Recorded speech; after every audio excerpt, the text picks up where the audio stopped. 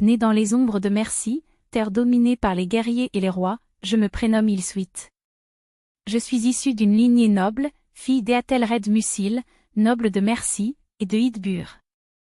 Ma vie, autrefois circonscrite aux terres de mon père, a été transformée par mon union avec Alfred, prince de Wessex, qui deviendrait Alfred le Grand.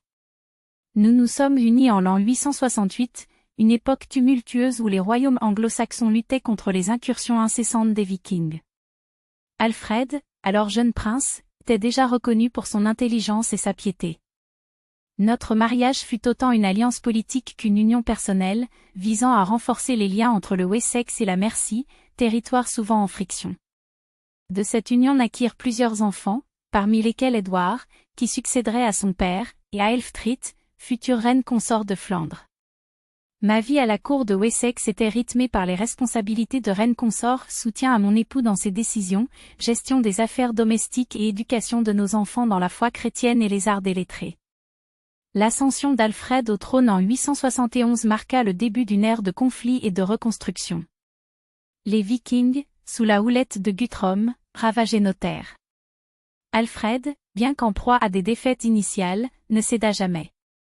Inspiré par sa résilience, j'œuvrai à ses côtés pour renforcer le moral de notre peuple et soutenir les efforts de guerre.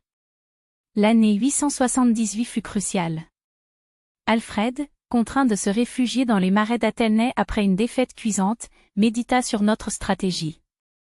Ces moments d'isolement furent pour lui une révélation, culminant avec la bataille d'Eddington où il défait Guthrum. Cette victoire fut le tournant, conduisant à la christianisation de Guthrum et à une paix précaire. Dans la paix relative qui suivit, Alfred et moi concentrâmes nos efforts sur la reconstruction du royaume. Il établit un réseau de bures, forteresses destinées à protéger notre peuple, et réforma l'administration pour mieux répartir la justice. Je l'assistais dans la création de monastères et d'écoles, car Alfred croyait fermement à l'éducation comme fondement d'un royaume juste. Je passais également beaucoup de temps à transcrire des textes religieux et à encourager l'éducation des femmes. Alfred et moi partagions une vision commune, un royaume éclairé par la sagesse et la foi serait un royaume indomptable. Alors que le IXe siècle touchait à sa fin, notre royaume était transformé. Malgré les menaces persistantes, nous avions forgé une entité politique et culturelle robuste. Ma vie, jadis celle d'une jeune fille de Mercie, était à présent celle d'une reine dont le destin était inextricablement lié à celui de l'Angleterre. Je mourus en 902, quelques années après mon époux bien-aimé.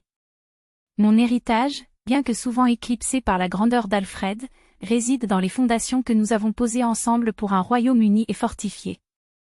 Mon esprit veille, espérant que nos efforts perdurent dans les cœurs de nos descendants. Ainsi se conclut le récit de ma vie, Ilsuit, reine consort, mère, éducatrice, et fervente partisane de l'œuvre d'Alfred le Grand. Que mon histoire vous inspire autant que ma vie a été guidée par l'amour et la dévotion pour mon peuple et mon roi.